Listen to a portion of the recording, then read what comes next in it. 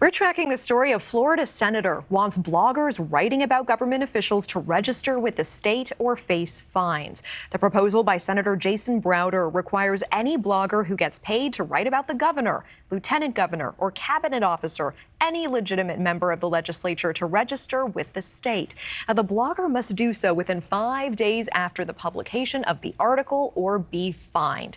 For some blog posts, the blogger also required to send a monthly report of the compensation received for coverage.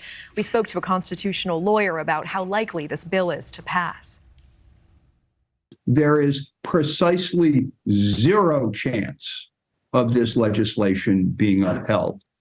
It is true we have a very conservative United States Supreme Court, but when it's come to speech issues, this very conservative Supreme Court has been very expansive in its interpretation of the First Amendment.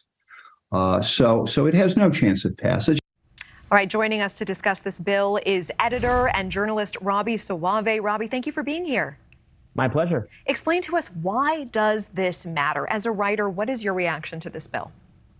It's just as the constitutional expert you cited there says, it's totally unconstitutional. It obviously violates the spirit and then the actual letter of the First Amendment, which gives expansive speech rights, not just to journalists, by the way, but to everyone. This bill does so many things wrong. First of all, so you can't compel a journalist to the government to notify the government if they're going to write critically about it. That wouldn't make any sense. Second of all, it actually exempts people who write for newspapers, which that is also itself wrong, because journalist is not actually a category recognized by the First Amendment or the Constitution. We're all journalists when we engage in the work of journalism. A civilian can expose some government corruption or excess and write about it on their blog, and then they're engaged in the work of journalism just like anyone else. So trying to treat newspaper people different from others is also bad. But anyway, the whole idea is totally wrong, and I certainly hope it doesn't have any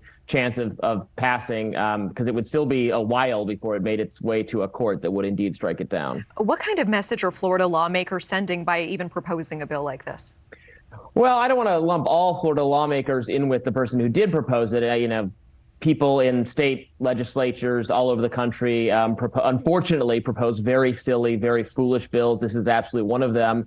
I hope that other Florida legislators rise to the moment and of all political stripes realize that no one should want to force journalists or anyone to register with the government to express dissent. That shouldn't be a right-left thing or Republican-Democrat thing. Actually, I saw Newt Gingrich complaining about it on Twitter, and Fox News and a lot of other conservatives. So I'm really hoping this was just kind of one guy's very bad idea and not something that the broader legislature is going to pick up. Does this reflect on DeSantis in any way? Well, he didn't propose it and has not expressed any view on it so far, as I can see. There's a lot he's doing on the speech and education set of issues in Florida that is controversial. I certainly don't agree with many of the things in that category. Now, that said, I don't think he deserves any blame here, right? This is a state legislator who put it forward. DeSantis didn't write it. He hasn't, as far as I know, endorsed it. If he does, that would be a huge mistake. If anything, I think he'd probably be upset that the state legislator is making kind of the Republican Party look bad by getting bad press for such an obviously unconstitutional bill. All right, Robby Soave, appreciate your insight and time. Thank you. My pleasure.